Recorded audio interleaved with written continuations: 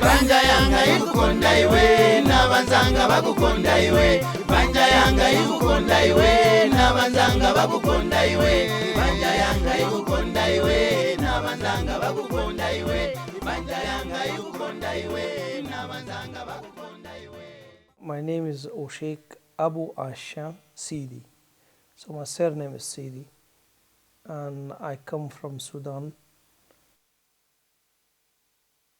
Mohammed Mumin, and I am from Somalia. My name is Mahmoud Matan. I'm originally from Somalia. My name is Penina Achieng. I'm from Kenya. My name is Fadhili Magia, and I'm from Tanzania. My name is Eddie Mushaya Nyama, and I'm from Zimbabwe, former Rhodesia. My name is Forward Maisokwadzo. I'm from Zimbabwe. I'm from Nigeria.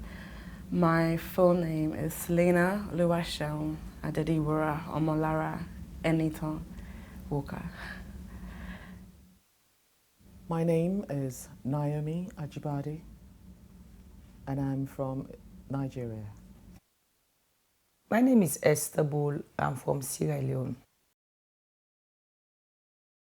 My name is Ibrahim Segashaw, and I come from Sierra Leone.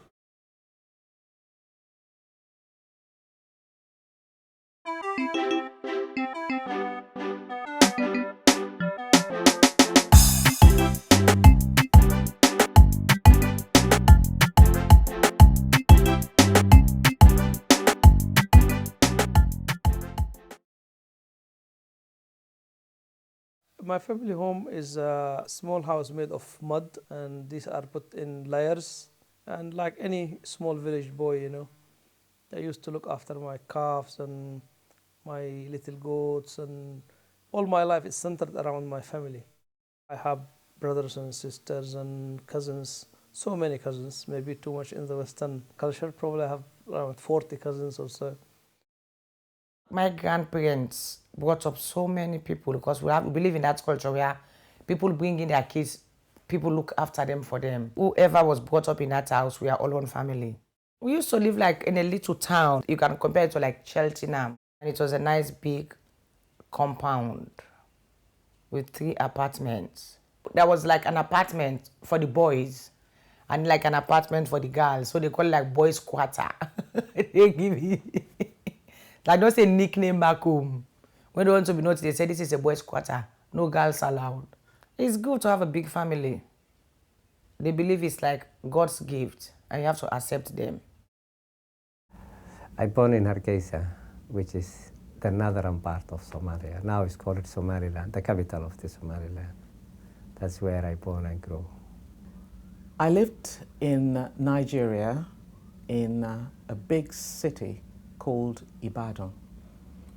Ibadan is in the west of Nigeria, and it's the 3rd largest city in West Africa. But in the rural areas where I lived, there was no electricity, but we had a fantastic, beautiful 4-bedroom house. But in terms of the structure, it's a very, very good building, even far better than where my house here in Bristol, where I am. When I was younger, I used to live with my mother and father and 4 brothers. My father was a school teacher, and my mother was a community worker. Most of the houses were actually Paul and Dagger. I was lucky because my father actually managed to build a brick house. Nonetheless, the brick house actually was thatched with grass, and we were all very proud of the house. My father used to be, he died about 10 years ago. He used to be a cleric, a Muslim cleric, and he used to have about 4 wives. I was one among about 22 children. one thing I can say is that we are happy as a family because we are together. Our father died, the house didn't scatter because of that. My mother was the first wife, and I had about 4 brothers. And then the second wife had 4 children, 2 girls and 2 boys. And the third wife had 1 boy and 1 girl.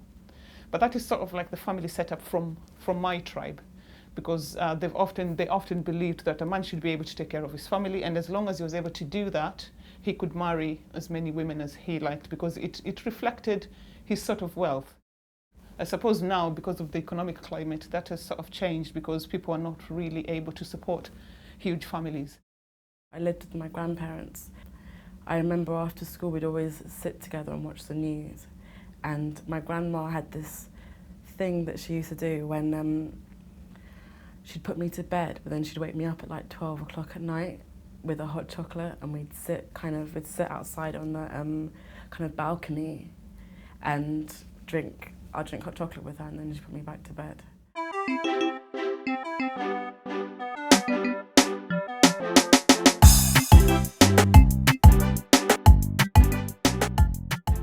There was a song which always in the morning when you are going to school, the government, purposefully, where, the radio were thinking.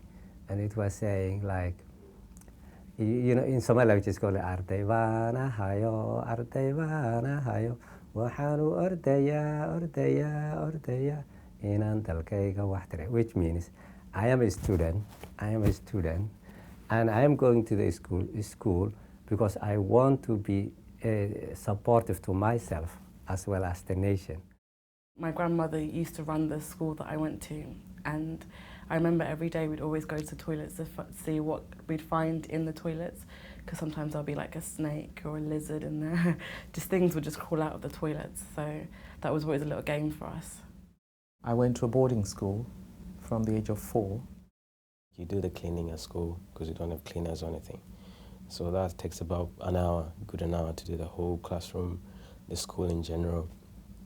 And then after that, the studies starts from, I would say, about 8, half 8, all the way to 5 o'clock. The teachers always used to tell us to speak English. I remember one time I remember saying to my friends, why do I need to speak English for? I'm never going to go there. Some of the subjects actually you get taught over here. You do get taught in Tanzania as well. Some schools do up to 14 subjects, for primary schools. So that's quite a lot compared to England. I think on a GCSE, people are entitled to drop subjects if they want to.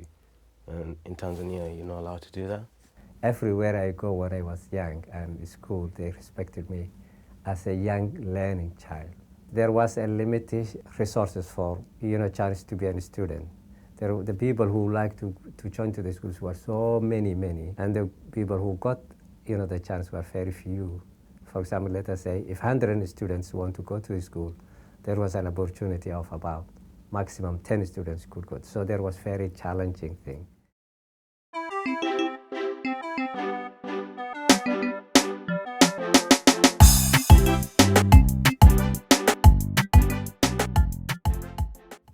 Oh, my happiest memory was when my father bought me a new bike. I believe I was just 7 years old, and it was very fashionable to own a bike. I have kind of very vivid images of, for example, dancing in the rain, and the rain being hot and warm, and I must have been about 3 or 4, and being outside with my friends and playing in the rain. Growing up was just amazing because, again, it's not like, we were completely rich or anything like that. But because you grow up in a big family and you didn't have the issues that we have today of security with children all the time, that your kids can't go beyond the front door.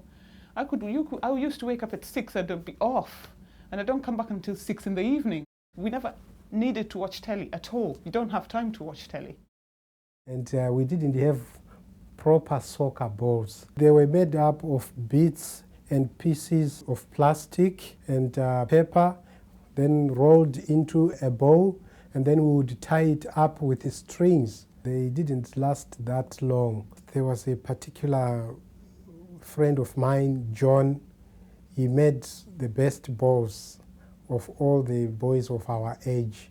And in the end, I think he had the responsibility of making the bows because he was not very good at playing soccer himself. We used to have like a street league, I'll say, where one street would play against another street. Our goalposts were just made up of poles, and there was no horizontal pole at the top. And because of that, there was always disagreement about whether the ball had gone.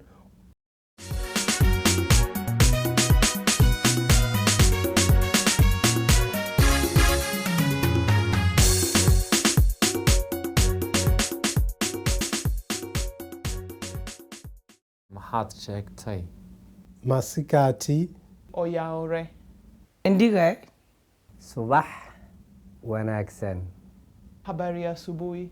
Mambo. Lakobi. Bichege. Castle. Oimore. Good morning.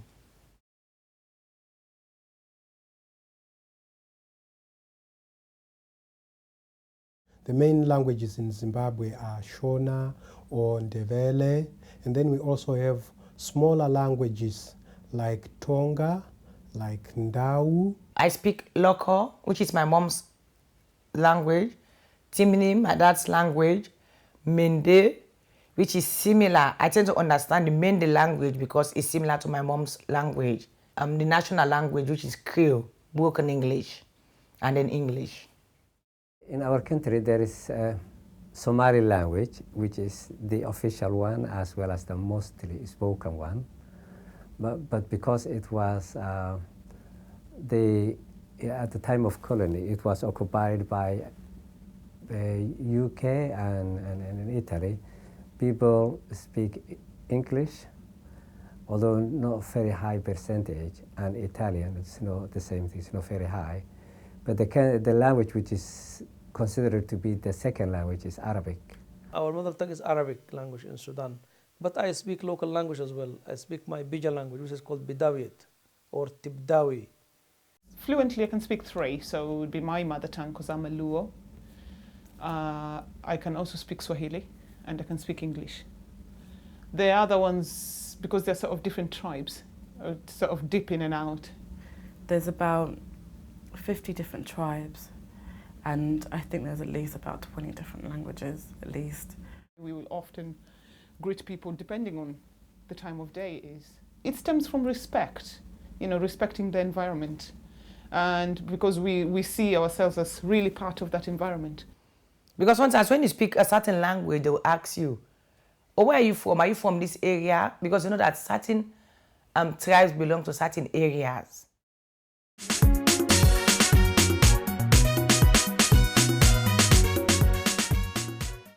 Zimbabwe has got a lot of wildlife, and it is actually part of the Trans-Frontier Park, which is the largest conservation park in the world, actually. There are lots of different plants there, different species of trees. We also have interesting sites in the form of the Victoria Falls, Hwange National Park, Great Zimbabwe. It's a country that is worth visiting during one's lifetime. There is no change of climate. You never heard this is the hot day of the year in Somalia, or this is the coldest day. If you go into the sea coast, Red Sea coast, you see it's very hot.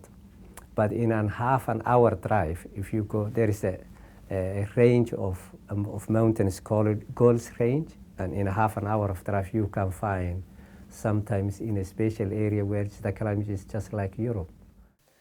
Sudan is the largest of the African countries. It covers around 1 million square miles. It is traversed by so many rivers, probably more than 20 rivers. But the major of them and the famous of them is the River Nile, which is the longest on earth.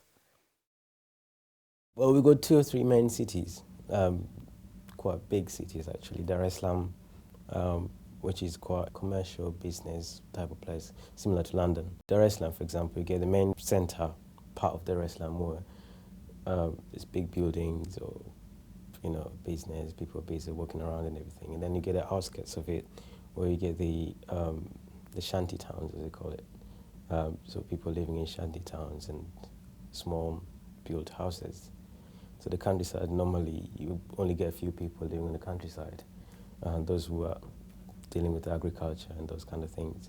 It's got a mixture of mountains, desert kind of savanna type climate.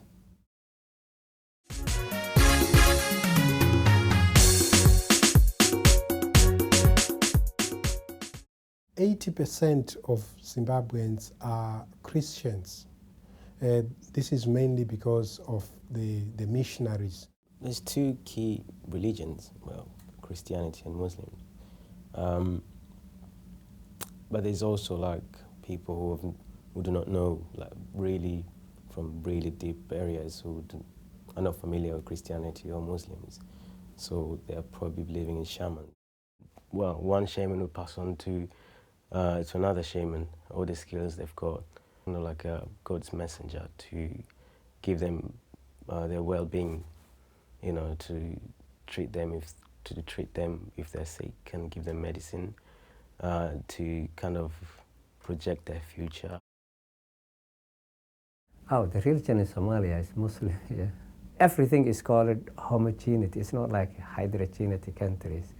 What they mean is Somalia is one religion, one color, one language, and everything is one.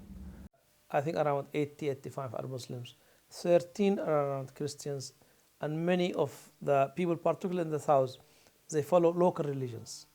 You know, they have their local sort of rituals and religions, African religions. I myself am a Buddhist, and I started practicing back in Kenya in 1996. We are very much in the minority.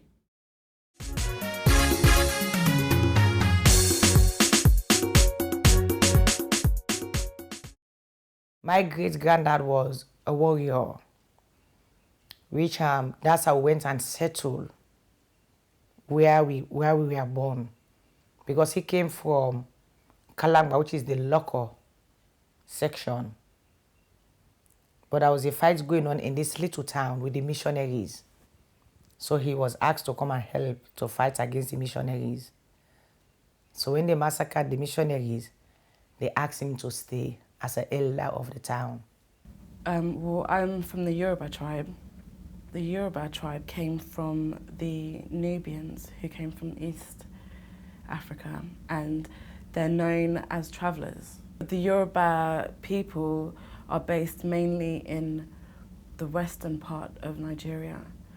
And then the other tribes, I think there's the Igbo tribe, and they're from the east, and then there's a Hausa tribe who are from the north. And in between all these are just loads of other small tribes. I don't think there's anyone who doesn't belong to a tribe. You know, Tanzania got independence in 1961, and before that, it was pretty much based on tribes. My generation and then the generation after, that sense of being on a tribe is kind of decreasing.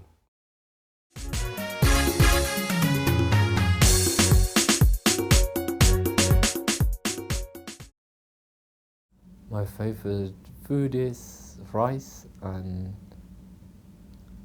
meat, and it's sukar, small meat with a national bread like a pancake. Rice, cooked in so many ways, especially the way we cook it in Nigeria for festivities, which is jollof rice. I love rice, jollof rice, especially when it's hot and peppery. The food is rich and fresh and from the earth, which is very different to here. Like they don't have, you don't really get supermarkets. Everywhere's a market stall and everything's freshly grounded, even the stews and everything. We have in Eastern Sudan a very peculiar way, special way of preparing meat, like for barbecue. So, for example, they take all the ribs out, so it will be like a flap of meat, and then they put it on fire which is covered by stones.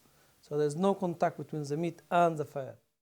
And the staple food in Zimbabwe is sadza, which is basically thick porridge that is made out of maize meal. My favorite food in Sierra Leone is fufu. We grate the cassava and ferment it for like about 5 days. It's come out like something like a starch. But to eat it with sauce, we can eat it like with okra, with peanut butter. Kidney beans, the way they've been cooked back home in Tanzania, for example, if you eat that with rice and coconut and everything, that's my favorite food, I would say.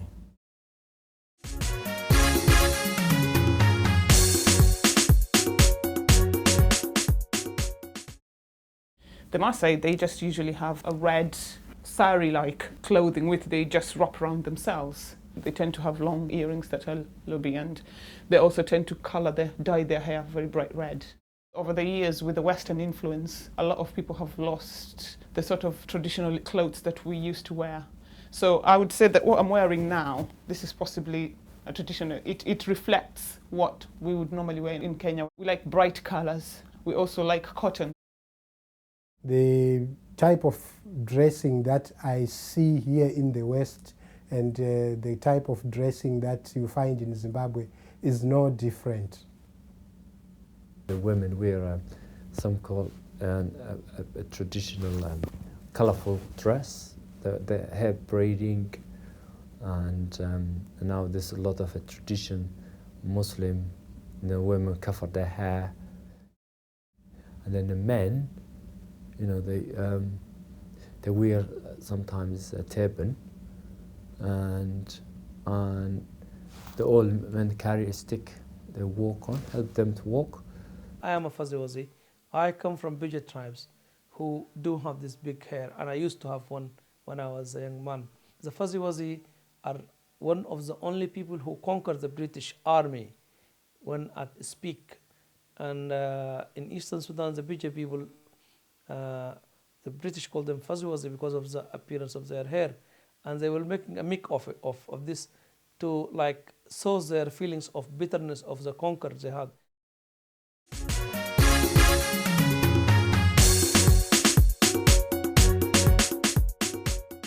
I think the main tradition that is practiced over there is actually rain-making ceremonies.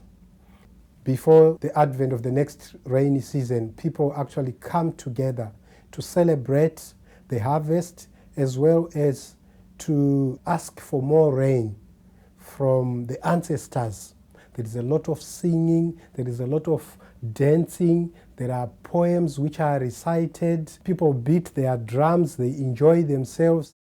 If you have daughters, they will be like your treasure. If your son gets married to a lady, he will bring you one lady. But if somebody from another tribe gets married to your daughter actually brought you a whole tribe. And if they want to say you are a good man, you say you are the brother of the ladies. Akhu akhwan, akhul banat. Christmas is celebrated in Zimbabwe. Traditional Christmas dinner would be made up of chicken and rice. The people are very happy, even though it's very poor.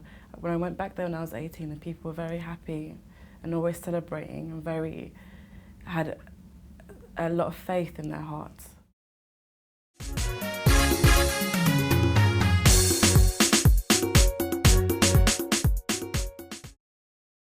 People in the United Kingdom and people in Zimbabwe speak English. We also find that the type of food stuff that you find in the United Kingdom, you can also easily get it in Zimbabwe. Fish and chips. It's a very popular dish. Tanzania is kind of similar because it's getting quite westernized in some aspect of it. And it's getting, we're getting the old McDonald's and big shopping malls like Tesco's and all that.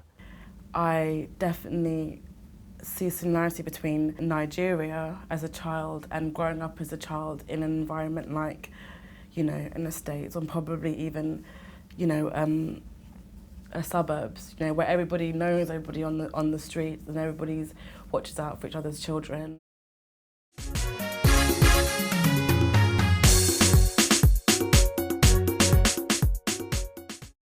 We appreciate our climate and our weather. And we have the natural resources is available there compared to here. Like for water as well, we have pure water over there. Unlike